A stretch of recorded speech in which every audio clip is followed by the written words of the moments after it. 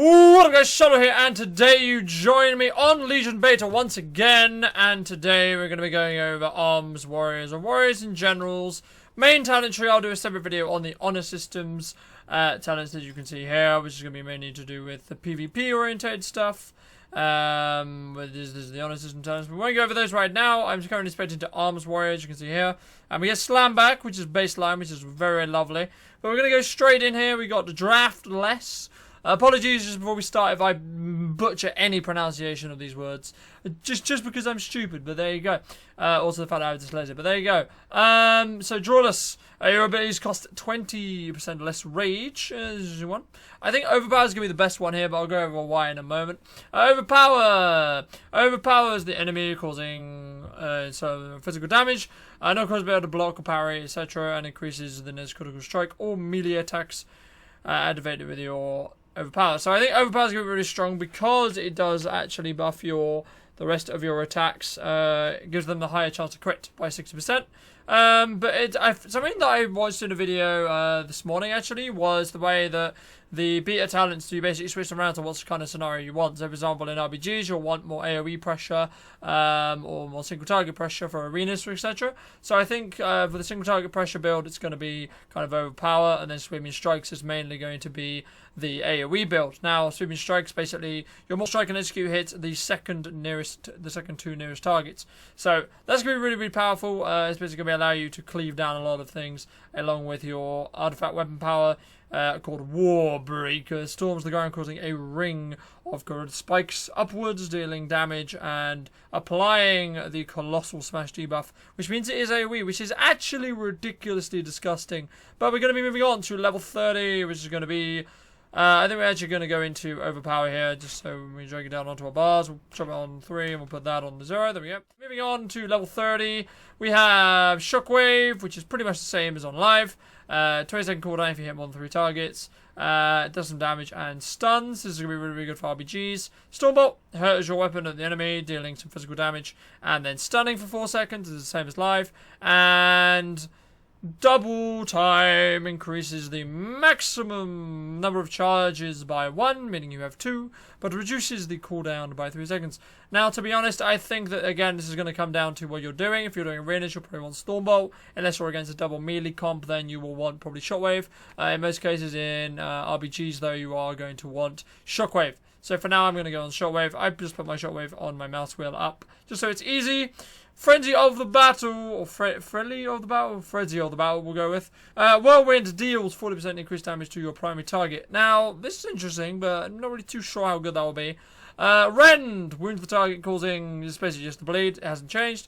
Avatar, yeah, maybe, Become a Colossus, and deals 20% extra damage and removes all roots and snares. Now, a build which I could be seeing is, you know, we can now Whirlwind Avatar. I do think Avatar is going to be really powerful. It would normally go in a one-shot macro with Warcry, which we'll make in a few minutes' time.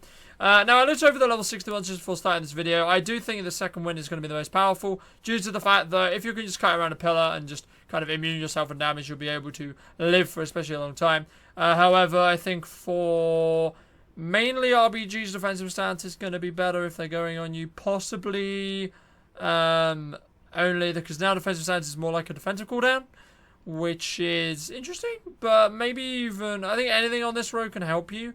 I just think the extra speed on Heroic Leap isn't going to be as powerful. So for now, we're going to go Second Wind. On the kill, Mortal Strike generates 40 rage when used against targets below 20% health. Now, this is basically a pseudo execute. Generates you a lot more rage, which would be great, but I don't think it's going to be the best one on this tree. Mortal Strike, now it's a passive, so you can use it twice. That's good. I think it's going to be more in single built, kind of short lasting, to give you a lot more burst, because you can double Mortal Strike with, say, like Avatar Warcry up, for example, and then go into like Colossal Smash, double Mortal Strike into Bladestorm, for example, doing a lot of damage. But the one that I'm really interested to see how it pans out, and we are going to try this out in PvP, is going to be Focused Rage. Focuses your rage on the next Mortal Strike, increasing the damage by 50%. This is second block 3 times, meaning 150%. This effect is off the global cooldown, so I think that's the one we're going to be going with. And this is going to be basically just a buff that you'll be basically trying to keep up as much as possible for trying to set up your burst rotation. Now, this will sort of link in a little bit with how playstyle works, but I think, to be honest, if you want more consistent damage regarding AoE, I would go with this one. I'm not even going to try and pronounce the name because I'm terrible with names. So, there we go. This is basically just going to be you bleed load of targets. But Deadly Clam, if I can read, that'd be great. Deadly Clam, this makes your battle cry ridiculously good because it basically makes everything free. So I think we're going to go with this one. And this one, it's okay. It's more for consistent pressure, I think, again, because there's an AoE pressure with, say, Blaze Storm and using Warbreaker to get that AoE Colossal Smash up. But I still think that Deadly Clam is going to be better. Anger Management increases the rage every 10 spent, every rage. Every 10 rage you spend reduces the cooldown of Battle Rage. Now, this is going to be pretty good, I think, if you are dumping a lot of rage on stuff like your slams and your overpowers or even your whirlwinds, then you are going to get faster back your battle cry, which means you'll then be able to have the 100% less rage, and everything will crit using the whole battle cry, which is really, really strong. Then we have Opposing Strikes. This is a passive. Your melee has a 60% chance to basically your target's missing health on trigger and extra attack. So basically this just adds a bleed onto your targets that you're hitting. And then we got Ravager. This replaces Blade Storm, which is kind of it's basically like a moving blade long. Like you can move it instead of it being you spinning. You just like basically throw your sword onto the ground and it gives you an AoE. This I think could be good in some defending scenarios when you'll need to spin a map. But I said that in Warlords and that never happened. So there you go. So I think for now we're going to go with Anger Management. I'm now going to quickly go over the honor system talents just quickly. So as we head over down into these sewers to see if there's anyone we can fight on this newly made warrior, and I have literally not tried it at all.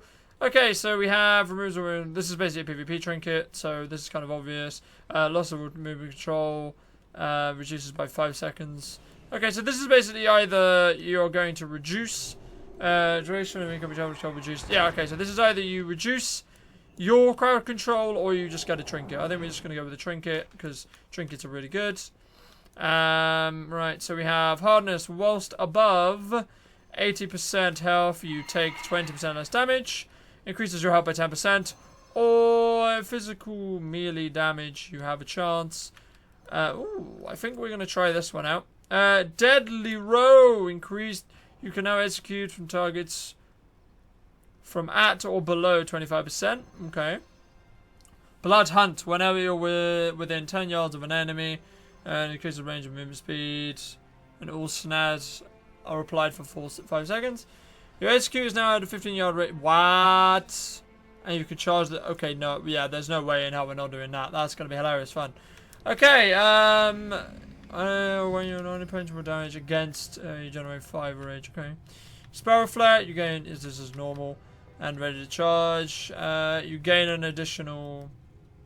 Rage gain from your charges increased by. This is basically the Glyph of Bull Rush without a glyph.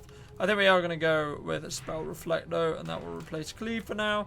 We got Intervene. This replaces Charge. It runs towards a higher ally or enemy. Okay, so this is basically you have to swap it out for your charge, but you can still do it to a friendly target instead of another one. Yeah, thank you. I know what the honors is about. Thank you very much. Charge. Reset the cooldown of your Colossal Smash. That's overpowered.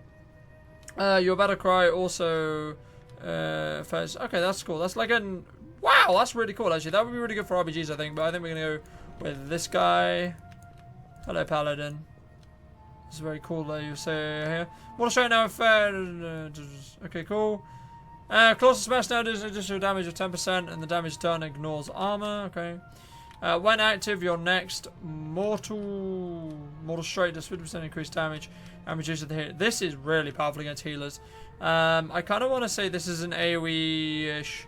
Yeah, this is more RBG-ish. We'll use this. So we're just going to quickly make a burst macro. But I think we're going to end off this part of the PvP looks at as well, guys. So if you have stayed for the whole video, thank you for watching. If you did enjoy, Make sure to leave a like and a favorite, helps out a lot. And if you'd like, leave me a comment on what you thought of the talent system or etc. I'll probably cut this up so it's only got the talent system in, but I want to try some PvP out, and I may put it in as a small little highlight reel at the end as well. Thank you guys for watching, and we'll see you next time. Farewell. If you guys missed the last Legion beta video, make sure to hit the right link. If you would like to see yesterday's video, make sure to hit the left link, and I'll see you guys next time. Farewell.